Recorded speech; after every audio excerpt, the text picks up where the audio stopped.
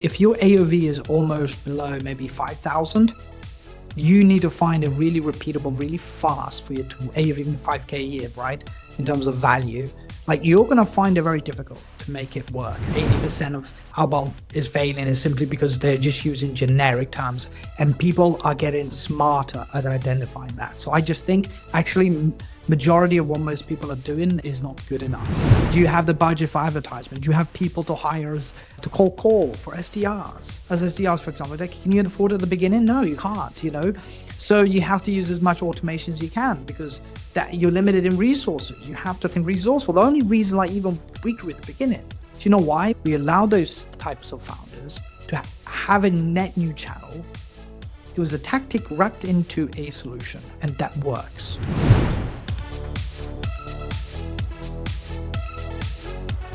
Today we're diving into one of the biggest challenges for SaaS founders, building a repeatable outbound sales process that actually works. It's no secret that most outbound campaigns fail, sometimes burning prospects and damaging your brand in the process. My guest today is Besnik Vrelaku, founder of SalesFlow.io, a leading LinkedIn outreach and sales automation platform that helped thousands of teams improve their outbound sales results. We're going to break down why so many outbound efforts fall short, what mistakes to avoid, and how you can fix your outbound sales strategy to consistently drive revenue. Welcome to the show, Besnik. Hey, my pleasure. Joran, thank you for having me. You know I'm Dutch. We dive right in. I want to hear a story. Like, we're going to start with a story. Like, what is the worst cold outreach or fail you've ever seen? I mean, it's changed, right? What used to be bad used to be great. What is used to see great is terrible now. So it's just, for me, like, the truth be told, it's folks that's just talking the same language they used to be back in the day, right? So I just think that what most people are doing overall, I think, you know, like you rightly put, 80% of outbound is failing is simply because they're just using generic terms and people are getting smarter at identifying that. So I just think actually majority of what most people are doing is not good enough. An example would be just the basic ones. I did a post recently. Why are you saying we used to go to the same college? Or saying, hey, you're working in this field, doing this. I know what I do. Like, why you want to connect? They're just talking about the stating facts you already know. Yeah, often when I receive those messages, like I have 16,000 connections on LinkedIn, they say, hey, I see we're both connected to this person. I'm not even sure if I'm connected to them. I think it's more the underlying psychology smartness of the content itself. Is like, why are you stating things that or making assumptions about things basically that may not be true, and then you look like an idiot. Well, let's start at the basics. We already said most outbound sales fail, right? I don't know if the 80% is completely true. Like, does outbound sales really still matter in 2025? Like, what is your opinion here? The first thing is about what's happening in the industry, right? If you're seeing all these businesses grow, even for ourselves, like lead generation businesses, prospecting businesses, Apollo, Outreach, ourselves, all the other companies that exist in the market are growing. The sector continues to evolve. And when you see the sector evolving, it means that people are paying because they're getting value from something. Nobody's forced to pay anything. And most smart people will realize that they're getting ROI. Even for us, a transactional-based model, we're growing. Do you know why we're growing, for example? Is because at any point, if we do not perform return on investment for customers, they will simply churn. They will simply not use the service, or rather than just switch or beyond. So I think like that in itself, if you want a macro level statistics on the sales tech sector, is that it works. Now it's evolving, changing, tools are adjusting, things are happening, behaviors are changing psychologically and expectation-wise. So how are we meeting renewed expectations? That outbound is the sort of the real question here about where outbound works. So my short answer is 100%. Yeah, we're going to dive into the new expectations in a second. Before we dive into that, like we're both SaaS founders ourselves, right? So you kind of mentioned it still works.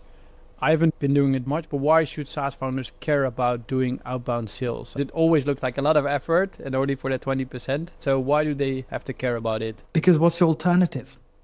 If you're a bootstrap business, let's say you're the beginning stages. There's obviously a variety of stages companies are, but if you're a bootstrap starting at the beginning, like it's all in the numbers at the end of the day. Like it wouldn't work for everybody. everybody. It's not always for everybody. It depends on your ICP and your AOV numbers and your sales cycle. All these nuances will depend, right? I'm not there to teach you exactly that. But what I do know is the statistics there is simply because what are your alternatives? Do you have the budget for advertisement? Do you have people to hire to call for SDRs? As SDRs, for example, can you afford at the beginning? No, you can't, So you have to use as much automation as you can because that you're limited in resources. You have to think resourceful. The only reason even we grew at the beginning, do you know why? We allow those types of founders to have a net new channel. It was a tactic wrapped into a solution, and that works. And it's just an additional channel. It should be within your overall sales strategy and not just even if someone came to me, is outbound your only sales channel you should focus? No, definitely not. Right? You've got 3,001 channels and revenue streams that you should be going after.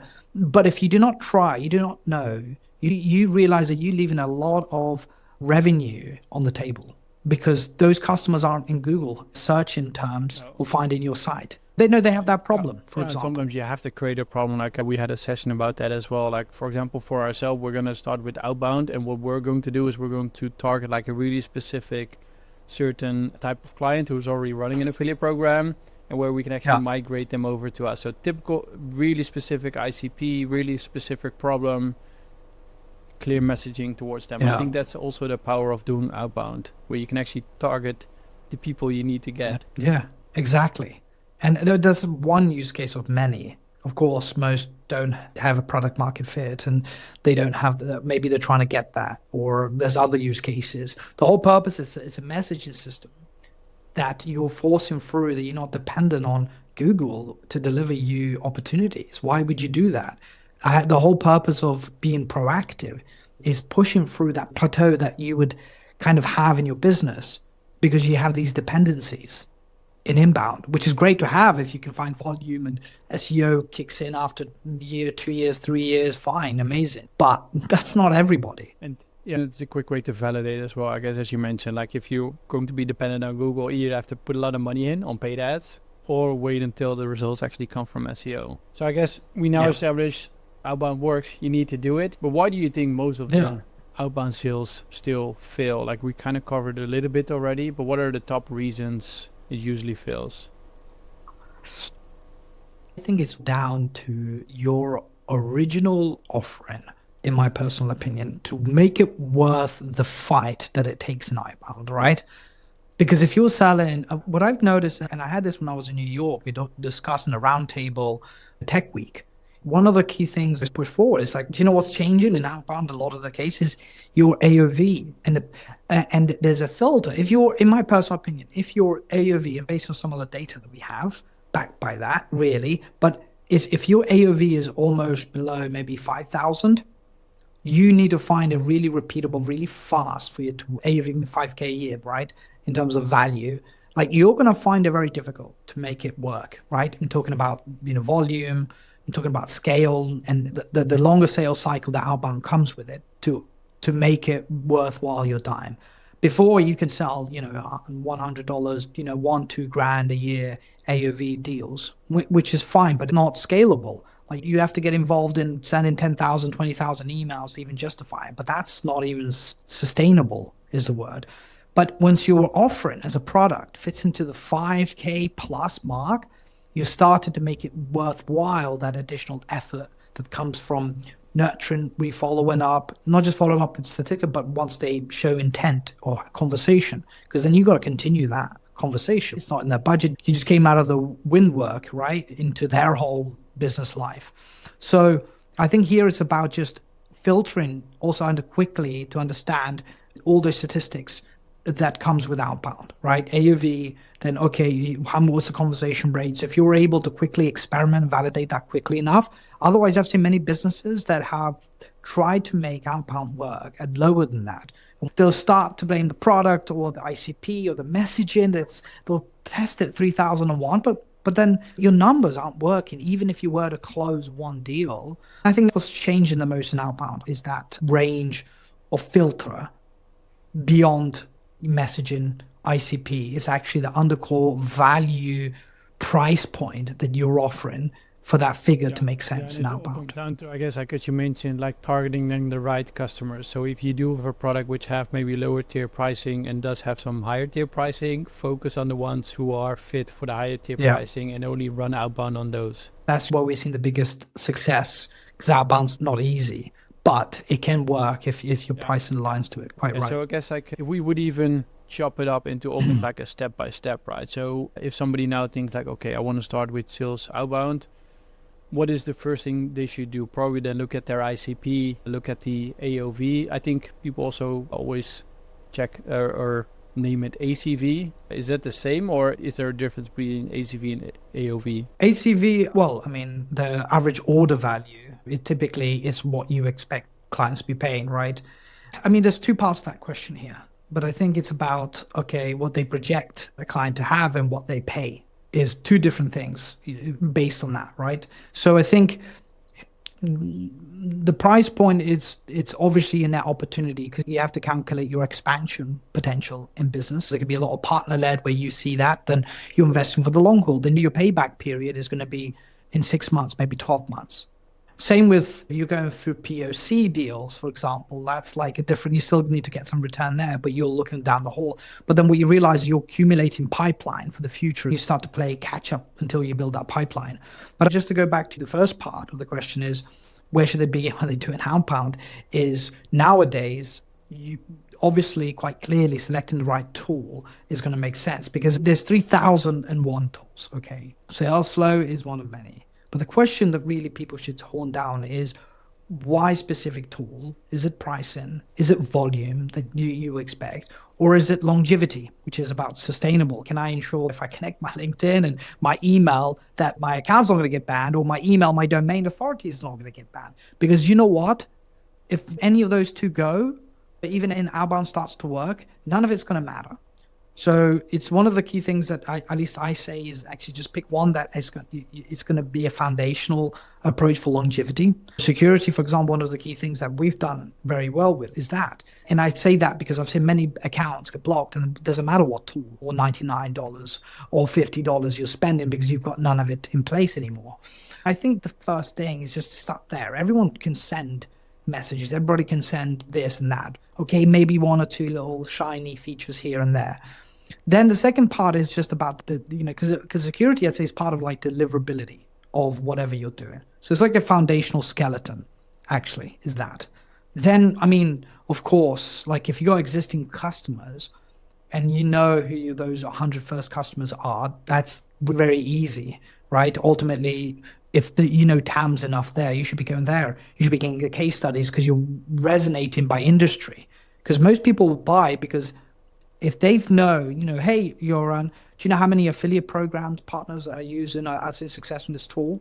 That just changes the conversation piece that, wow, it does work, because we've had many similar parties have used it. I should too, or for different ICPs. So I think there's just about finding great reference, social proofing in your messaging starts to become really important. ICPs can always change the 3001, but I think it's just about finding a niche one that you can have a lot of social proof and a lot of segmenting, not just across your messaging, but also your LinkedIn profile, your website that they link and look to, right? Most people outbound, how many times you go and check their website, even on the link. Even they send you a link, people still click on it to see if they can resonate with it. What we've done in the past, and what we've seen a lot of people do, is you create multiple pages at scale, hundreds of landing pages that can speak to that end prospect.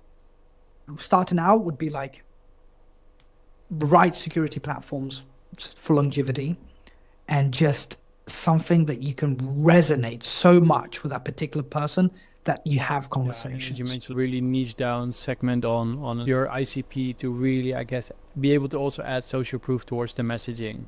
Yeah, I like it. Yeah.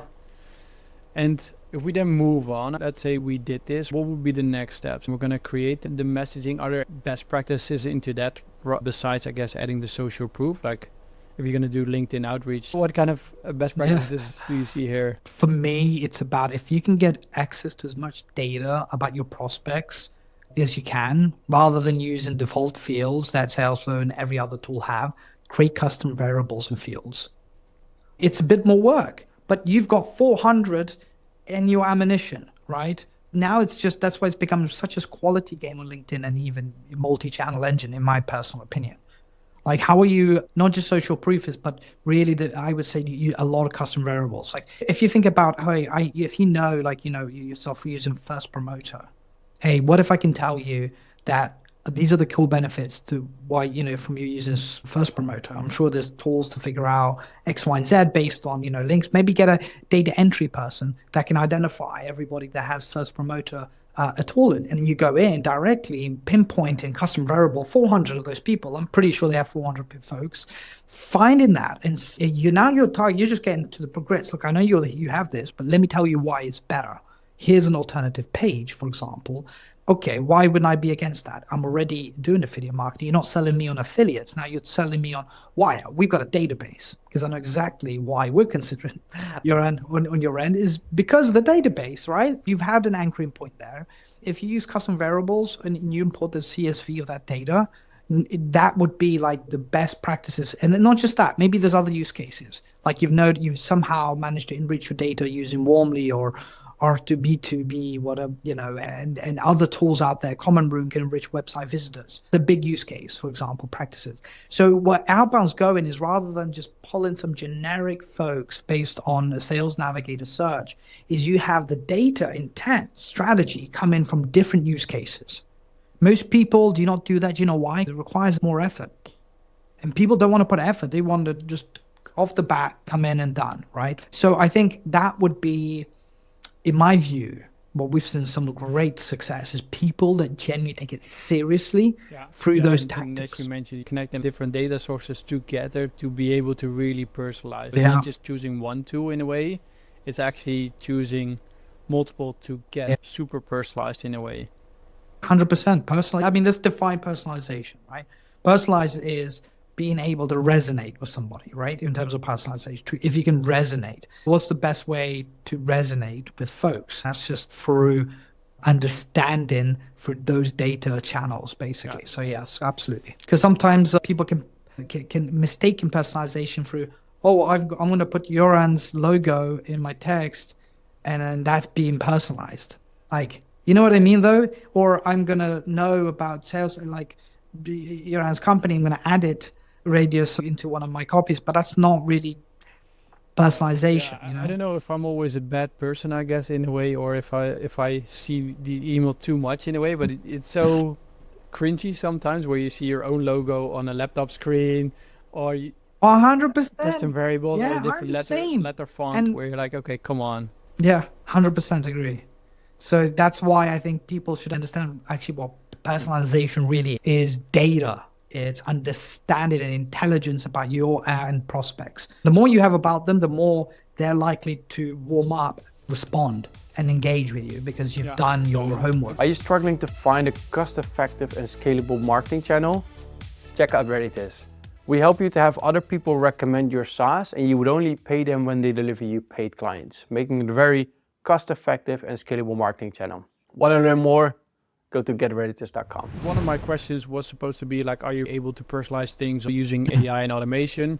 You kind of answered already, you can leverage different tools, but how do you see AI and automation in being able to personalize things? The sales process is big, right? There's just so many components, but let's obviously focus on outreach. And it's just about actually, we talk about the custom variables. It's about using AI to organize that data and finding that data. If you were to say, I have 100 people right now, you put in a spreadsheet, you use AI Copilot, Claude, whatever you want, right? It doesn't matter, right? Although Claude for copywriting, others for generic use, I mean, we can talk about that as well. But actually what I would do is, how can you use it to help in that data piece? That manual work that we said requires effort, right? That's where AI becomes useful.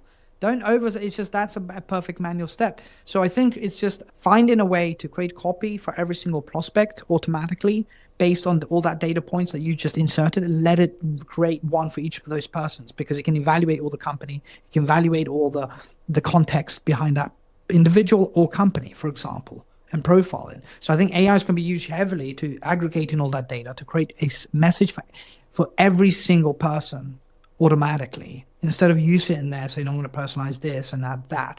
That's what AI is going to be powerful in. Nice. It's simple When as people that. are listening and they did all this, like what are the response rates they should be expecting? Any insights?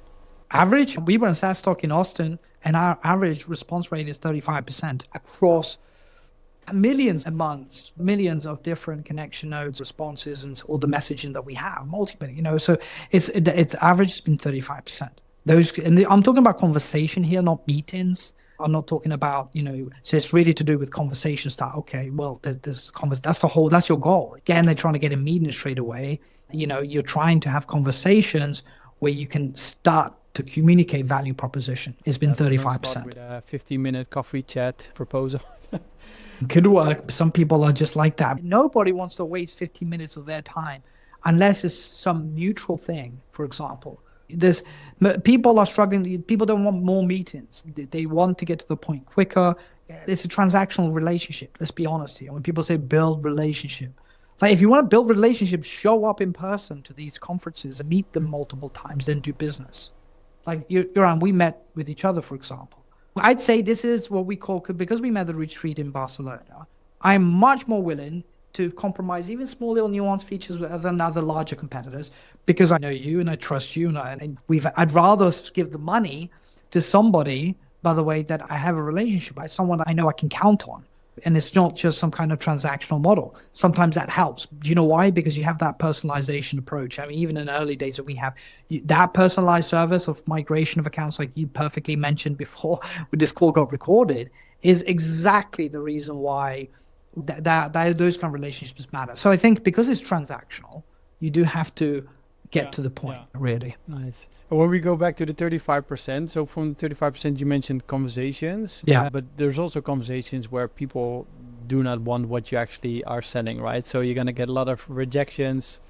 I mean, I did cold outreach around phone back in the day. You get a lot of rejections. Any insights on if somebody is now starting with cold outreach, they're gonna get a lot of rejections, how to deal with those? There's many a times that you can convert no's to yeses, or you can find ways to leverage that. It's a response, by the way. It's an engagement. Hallelujah. So someone's actually responded, said, no, thanks. Or they said, look, not right now. Or they said, look, you're using a competitor. There's so many to it. And I think that's just a perfect opportunity for you to go swinging back with specific further questions, further queries. Okay, but why? Why wouldn't you want X statistics or going back by data? Or, hey, do you know what? At least get them on a newsletter. How else can you leverage that? Now you have a conversation. How can you leverage that conversation? Not a rejection, it's a conversation. Treat rejections as conversation points for the future. Sometimes you might be like, hey, you want to share. The whole purpose of some people, like, they got them into their network now. How can you use it to share knowledge moving forward and prove people wrong? Or prove them otherwise. Or if it's not a fit, let's say it's, I don't know, it's quite clear, if something's not a fit. It's a B2C model, then you're B2B, but that's not going to happen. But what you realize over time, people change jobs and opportunities. And you should be using within your workflows if those things come about in the future. There's still a network, so I wouldn't disqualify them completely. So I think treating all rejections as just, hey, conversations, because you're right, sometimes it's not right time if someone's going to maybe for restructuring something like that. So I think it's about keeping tabs and organized with all those conversations, because you will be shocked and surprised that many a times that you will go back to those conversations. You will go back to those conversations and say, do you know what? Actually, this guy told me X, we tag them, have or schedule it and reschedule, and you can do that automatically because people forget, we're humans. For instance, in our inbox, when we released a lot of the snooze and scheduling of those conversations, so you can do that later automatically for that reason, for that use case. Or you can tag and use that tagging to sync to your CRM system. So in the future, you can manage that pipeline of conversations or rejections. I would create a whole pipeline of rejections. That's literally the way I would say it. And say, okay, all right, in which stage of the rejection cycle are they in? I'd create a whole pipeline just on that. That's the way I would handle rejection. Yeah, because I like it. Because you mentioned it's the beginning of a conversation. People could move on. So definitely do not burn bridges. If you actually have a conversation, And Yes, more like if you are 100%. going to do things on LinkedIn and you are a connection and you do start sharing a lot on LinkedIn. I know not everybody does, but like in our case, people will come back at one point. Yep, and that's the whole purpose of posting, just being engaged because it's an impression. Nice. Let's dive into a fun question. If you had to summarize your best advice on sales outbound, what would you say? Put in that work to personalize outreach with every single person that you're connecting with. Don't look at them anymore as spray and pray approach. You have to look at them as numbers and opportunities, net potential. And I think when you look at those prospects like that, you have to really invest at the beginning of every single contact, treat every word and every sentence, every something that you can resonate, or personalization of who they are, what they do, what data can you get. Invest heavily there, because the rest of the tools, what they do, they're ultimately just a delivery mechanism. So if you're more focused on the messaging system or your horse or your car journey of that delivery versus the actual the data that fuels responses itself, that would be my strongest advice, is actually invest more there in 2025. And when we look more into the future, like what kind of trends do you currently see happening? We talked a little bit about AI being able to take some of the manual work away. Are there any other trends you see in SaaS outbound? How else can data get more intelligent? Look at your CRM data. How many people are analyzing all the customers? What data points they all share that are your successful, high LTV customers, for example. You don't want to just analyze that. They just assume. But I think it's being to a point where you can really get stronger lookalikes at scale about exactly what they do and how you can replicate that. So I think that's one of the key things that I believe will continue to be it. Obviously, it's just about how else you can do that at scale automatically, is then you can use that to reach out to those specific people to improve those rates or maintain those rates, because what we're seeing about email plummeted in open rates, plummeted in deliverability, is becoming an art to try and get it right. And then LinkedIn is coming back because they focus on quality, and it's probably a good thing that they limited it to 1,000, 100, 400 invites a month. It wasn't a bad thing. It was a good thing. So that's why now, that platform's up, because it's a quality game. And when it's a quality game, you have to up your data and your response rates to compensate for that 2,000 invites used to back in the day. So I think that, of course, is just you analyzing all that data through AI is going to be massively important. That's the whole purpose, I personally, is how you can aggregate all that data to come up with all the signals, the value props yourself. So you create, so first party data is going to be huge. Combine it with third party data, then you've got now your refined list to target. Most people just want to use Apollo's data to list. Well, good luck. Because then you're setting up yourself for failure. You definitely need to start combining it to get the best profile for yourself to really narrow it down. Exactly. And of course, you can go into much more, like analyzing data and how AI is going to do there about your response rates, or your conversation rates, or what's the best way to turn that conversation into a meeting into a sale. I think a lot of contextualized data is going to evolve massively, where you can actually support in the sales cycle or the timing of it. A lot of it, the case and things that we're also working on is like, how do you try and time specific times to ensure engagement's high, conversation rates are done, so the rest of it is just personalization at scale and resonating how you do that without the manual work. So I think that we're going to see a lot of massive work there. It's already been happening, with lots of AI SDRs and beyond, but I think it's more about just the system. It's about contextualizing net new data, and intent will continue to be kind of the focus, I believe. Let's dive in the ending questions. So if we just take it more general, what kind of advice would you have for a SaaS founder who's just starting out and growing from 0 to 10K monthly recurring revenue? It just depends what product you have. There's just so many, but obviously the best way to quickly to validate if you're on pre-product market fit is one of the key things I've did in multiple of my ventures in the past, right? Because it's not my first rodeo at SalesFlow. I've had quite a few different ones. Is that we do a lot of, I would reach out on LinkedIn, email and beyond, and just get interview calls. Say, what's your pain point? Understand them. The majority of the time, those interviews will end up as potential customers, because it'll be incredibly high rate to interview them, put them part of a report, an adjustment, feel who doesn't like to look good and beyond. We did 40 creators that we put together. Every single one of them shared what we did. Well, actually, no, that's not true. Majority of them did. But all of them engaged with us is my question. So I would say just how are you, that's why outbound becomes so easy, especially at the beginning, because the investment is more in your grit and your genuine tactics that you want to use. So anyone that's just growing and validating is either that, or naturally you find a way to just, if you have got the budget, seed money, the best way to quickly validate your concept to 0 to 100 is actually driving traffic, paid ads.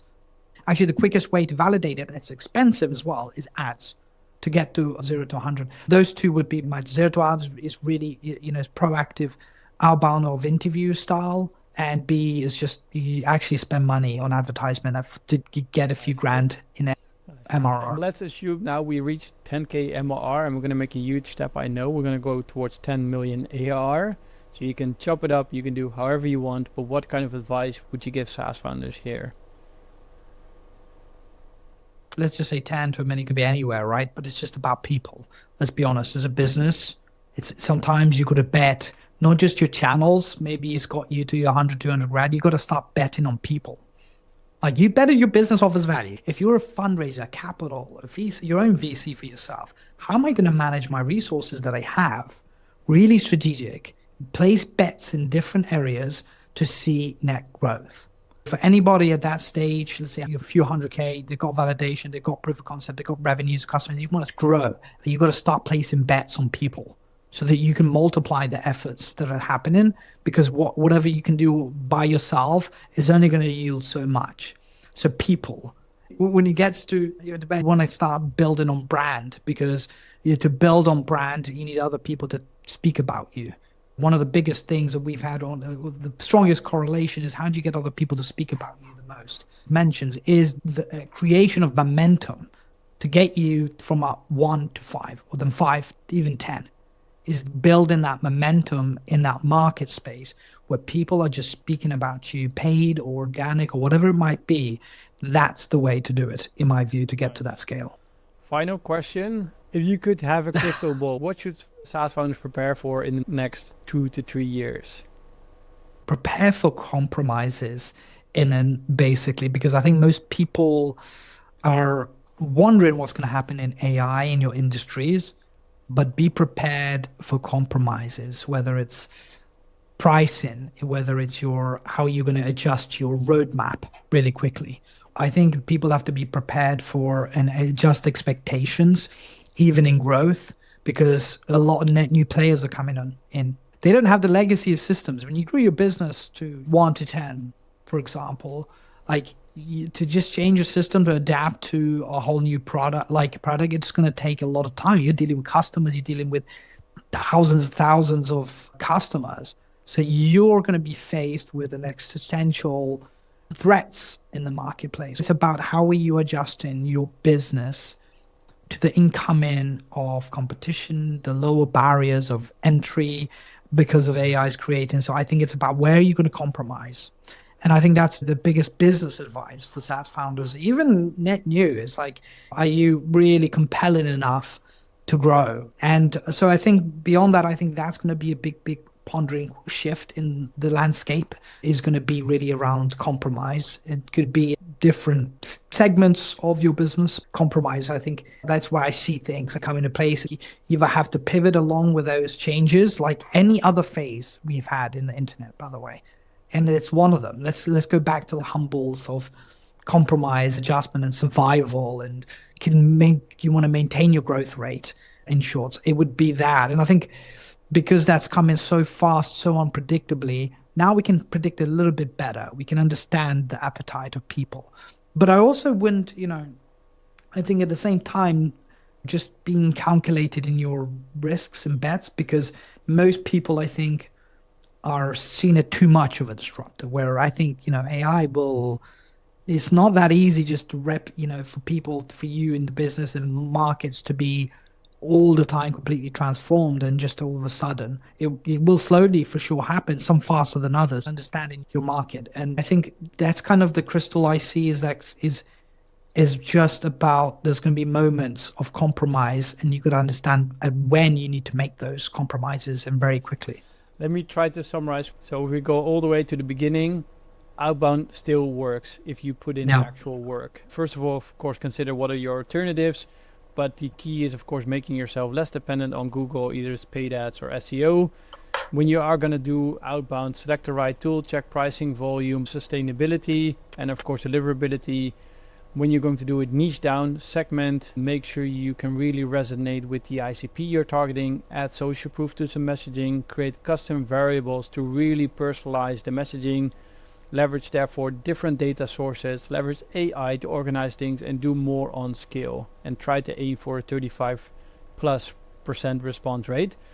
A rejection is actually an engagement, so it's a beginning of a conversation. So from there you can actually ask questions, get deeper insights, don't burn bridges because people move roles and you might get them in later on. Do check if it's actually worth your worth for yourself. So check ACV. Does it actually make sense for you to run outbound? If we're talking about growing to 10K MLR, run surveys, try paid ads if you have the money, but it all comes down to grit. Go get at it. 10 million ARR, it comes down to people and brand. Make bets on people and multiply the benefits of both. Try to build up momentum, basically. And what you mentioned at the beginning, what worked yesterday won't work today. You mentioned it for outbound, but I think it completely fits in the last things you said. You have to be prepared for making compromises in the future. Cool. Well, these are all your words. If people want to get in contact with you, Besnik, how can they do so? Besnik is my first name, Vrelaku is my surname. Connect with me on LinkedIn. We just released a lot of AI outreach prompting because that starts to become really important to what we've discussed today. We have a lot of resources on our website, SalesFlow section.